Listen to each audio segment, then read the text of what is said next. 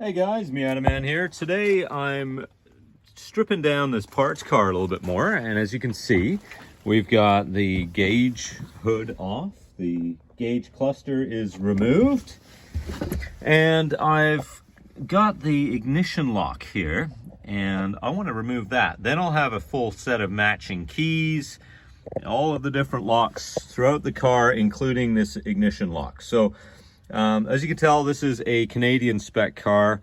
It has a slightly smaller diameter steering column, and so that's a 90 to 93 ignition lock there, and it is different than the airbag cars. So they're quite hard to find because it's only a 3-year thing. So I want to get that off of there, and what I want to do is remove these 2 screws at the top here. Now, they're more rivets. They're actually screwed in, but they are rounded off at the top. There's no slot. I've attempted to put a bit of a slot in there, as you can see in the picture here.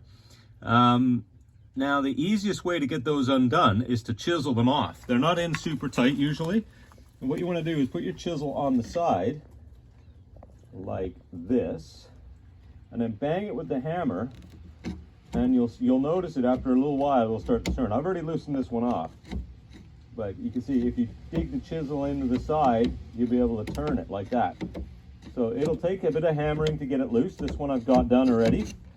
This one still needs a bit of work, as you can tell. I've got it banged out as well. So now that those are like that, then I'll be able to easily remove it without breaking anything.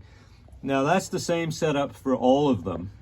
So if you need to take this off of your Miata, whether it's an airbag car or not, it should still be attached with those 2 soft-headed screws. They're almost lead. They're really, really malleable material.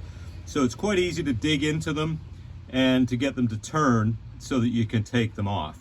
So just a little tip for you there. If you have to get one of these things off, take a chisel it from the side, turn it, try to get it to turn counterclockwise, and eventually it will start to turn to the point where you can easily undo it with your fingers.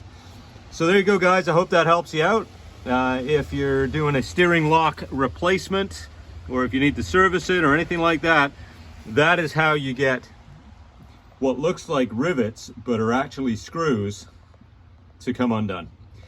There you go. Please like the video, let me know if you have any questions, and subscribe to the channel.